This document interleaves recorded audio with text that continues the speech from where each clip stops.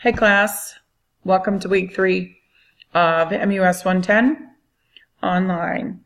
I'm going to just walk quickly through Unit 2. You should have completed Unit 1 test and completed all of the information about music elements. And we are going to begin learning about actual music history now. Learning about really the origin of music as we know it today. There was music before this time, before the year 450, but it's really not something that's been put down in a book, or it was all passed down by rote, meaning it was passed down by ear. And so a lot of it wasn't recorded because, frankly, there was no way of recording the music. You will find in the days to come, in the next 2 weeks, we will learn about how music notation came about in the second part of Unit 2.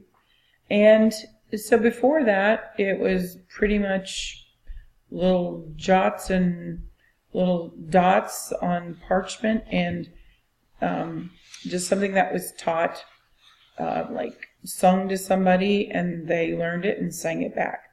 And so really, there was no way of recording music.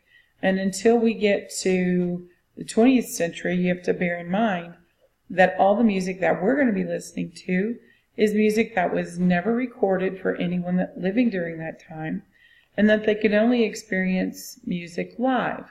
So the chances of you hearing something more than once in your life was pretty slim. You would hear it in a concert, maybe, if you had money to go to that concert, or if it was something that was free for just anybody to hear. Could be street music that we have no record of ever. And so it's a pretty amazing thing now in modern times that we have recordings of music, and we have actual manuscript of music, and that we have record of it. Therefore, I can teach you this course.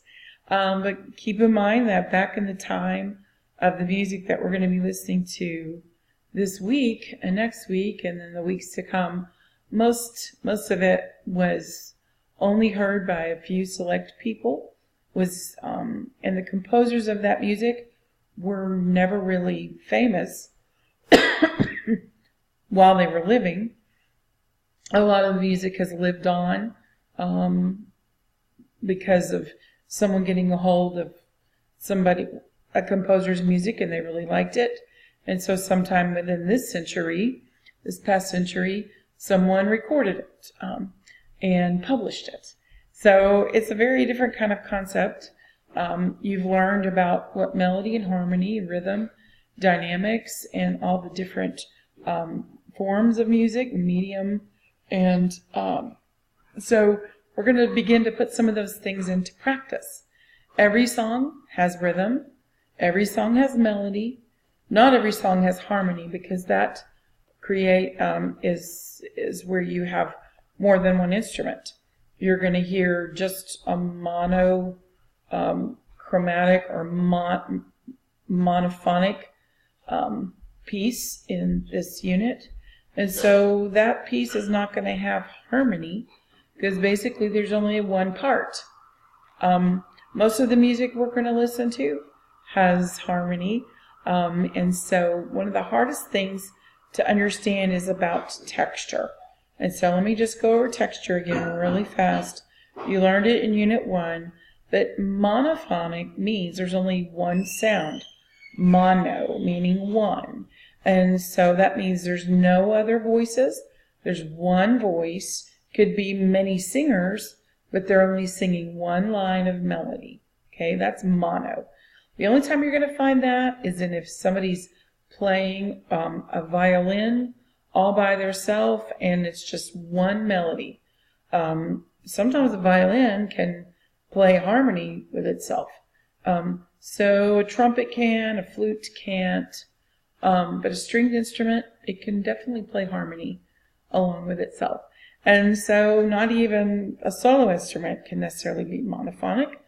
Like a stringed instrument could make more than one note at a time. So monophonic is one sound. Homophonic is going to be where there's one main melody with accompaniment. Accompaniment is anything that goes along with that melody that helps it to sound better. It adds harmony to it. It adds interesting sounds. And so all of your modern songs that you hear on the radio, unless you've got a song with two guitar solos doing two separate things, or you've got one singer singing this line and another singer singing this line, or there are two main melodies going on at the same time, then chances are your song that you're listening to is called homophonic. Okay, meaning one melody with other sounds under it. Homophonic with an H. Monophonic, one sound. Homophonic, more than one sound, but one main melody. Okay? Then you have something called polyphonic. Poly meaning many. That's not the same spelling as my last name, but poly is many. So that would mean that there are many melodies competing for your listening ear all at one time. Poly. Very seldom, if you can hear one melody and only one melody, then it's homophonic. We will listen to some polyphonic music, but probably not in this unit. Okay? Harmony is kind of strange in the Middle Ages and even into the Renaissance period. It begins to emerge, and so, but instruments were not used in the church, which is where most of the music was written and performed for. It was all sacred music, except for some dance type music that was written that had no words to it. Then we're going to get into something called madrigals in the Renaissance period, and you'll learn about those next week. Let me talk really briefly about what's going to happen with the weather. Basically, since this is an online course, you have access to this whether the school is open or not. So go ahead and get to work on Unit 2. If you lose power, I just want you to drop me an email. If you have to leave where you're living and go somewhere else at some point in time, just let me know that you are displaced in some way or another. That way I know that you are working on getting to a place where you'll be able to do some of your assignments. Okay? I will be really flexible with our due dates for Unit 2, but I'm going to go ahead and open up Week 3 and Week 4. Okay? I'll open up Week 4 on Thursday. So the school wanted me to go ahead and make Week 4 available to you in case some of you lose power next week when Week 4 opens. And so be looking for Week 4 to open. They are not due until 2 weeks from now. Okay? Unit 2 won't be due for 2 weeks. Now you'll go ahead and see due dates for the 18th, but I will change those later. Okay? And so that's how we're going to do this. And call me or text me, send an email just telling me, prefer email, that way it's easier to keep up with. Okay? I really hope that you're all safe, and I hope that you don't have to deal with any hardship during hurricane that's coming. And so I am further west, so I may not experience the same as you, so I don't know exactly all that Rocky Mount is getting and when you get it. Okay, so let's talk through Week 3 for now. We will start the Middle Ages. You'll see the dates there of year 450 to 1450. So we're roughly covering 1,000 years of music history in 1 week. There's not a whole lot going on, and so it'll be easy to catch on to. But you'll see your checklist here. And please watch this video and do your reading, your Learn Smart activity. they happen to leave all of the Renaissance period, the Middle Ages period, all in one activity. So there's just one to complete, but it's a little more lengthy. Okay, and then you have 5 Connect assignments for listening, and then you have a quiz. And you see that's how we break down the 150 points this week. Please make sure you do all of these. It would be a shame for you to only do the listening and the quiz, because then that leaves out a third of your points. Okay, I really, really, really can't stress this enough. Do your Learn Smart. Do not leave it off. Okay, then I'm breaking these down into specific names. You'll see these under week 3 of your Connect assignments. And so make sure you do them in order.